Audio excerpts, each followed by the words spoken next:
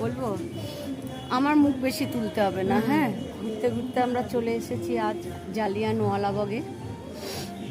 এখানে সেই জেনারেল ডায়ারের নির্দেশে যে গুলি চলেছিল সাধারণ মানুষের ওপরে, সেই বুলেটের দাগগুলো এখনো উজ্জ্বল, স্বমহিমায় এখনো ঝকঝক করছে।